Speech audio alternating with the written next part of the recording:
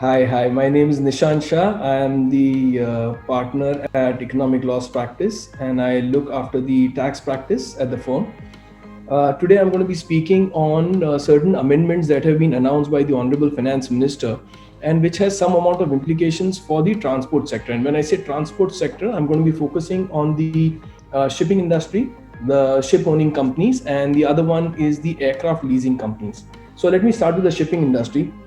And the Honorable Finance Minister mentioned that she is announcing some sort of a scheme by which they will be subsidizing uh, Indian shipping companies who have Indian flag vessels bidding for a global tender issued by Indian ministries or Indian PSUs. Now, the purpose of this is clearly to encourage the Indian industry or the Indian shipping companies to bid for these vessels and to bid for these tenders.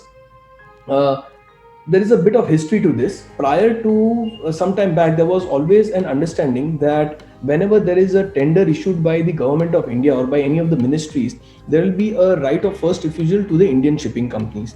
That is the ships which are flagged in India. This circular had undergone some change where they modified to say that those vessels which are built in India would get a priority. Now, that created a lot of hue and cry because a lot of Indian flagged vessels were not built in India, whereas a lot of Indian built vessels were flagged outside India and they got a priority over the Indian flagged vessels. So, to overcome this, recently the Director General of Shipping issued a circular by which a new sequence of the right of first refusal was set up, wherein an Indian built vessel owned by an Indian company and flagged in India had the first priority. And thereafter, it went down gradually that thereafter a foreign built vessel but flagged in India and owned in India, and finally the Indian built vessel flagged and owned outside India was the sequence. Now, by bringing this provision, what the finance minister has done is, in a way, the finance minister has made it attractive for the Indian companies to bid for these global tenders and make it more competitive because they will now be subsidized. So they will be given some sort of subsidy. What is the formality in which the subsidy will be given is a question mark, but it will come in the fine print sooner. More importantly, in case if a foreign shipping company wants to bid for these tenders, they will have to set up base in India. So by issuing this, she's also created another important lucrative aspect for foreign shipping companies to set up base in India.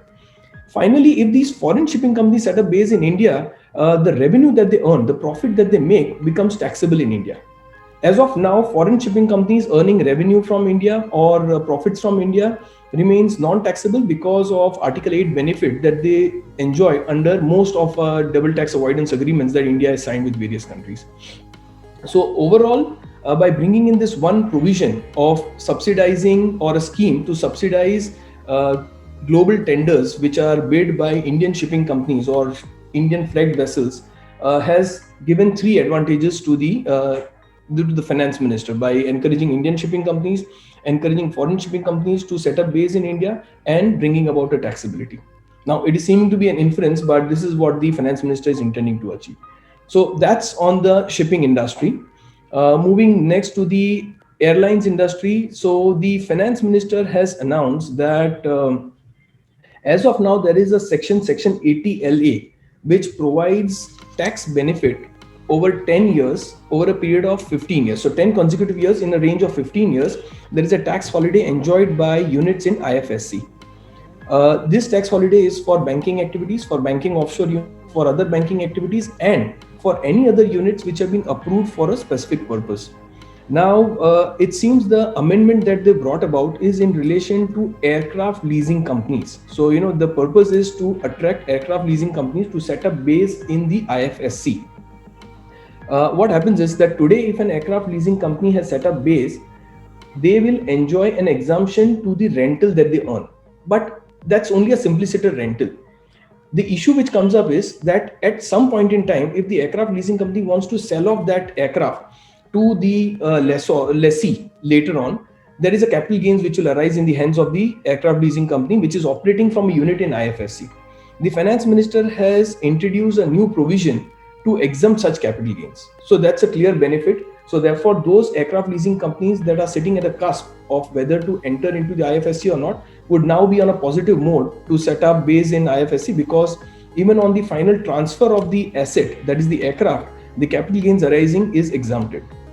More importantly, what happens is that a lot of these aircraft leasing companies, the aircrafts are leased by the parent to the aircraft leasing company's unit in IFSC, which in turn is leased to the aircraft operator.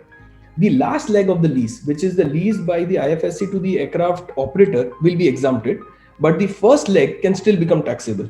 The finance minister has now introduced another provision under section 10 by introducing a new clause to exempt even that lease rental that the IFSC unit would pay to its parent when they are, or another foreign leasing company from whom the leased aircraft has been operated.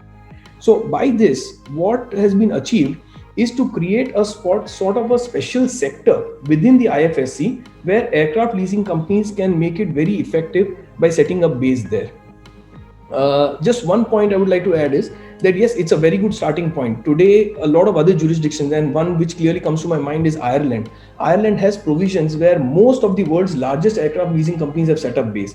This is a replication of the same environment to be provided to the aircraft leasing companies.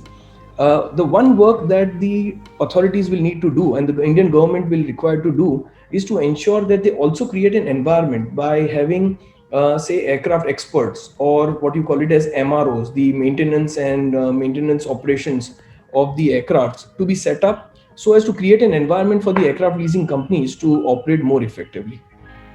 Thank you.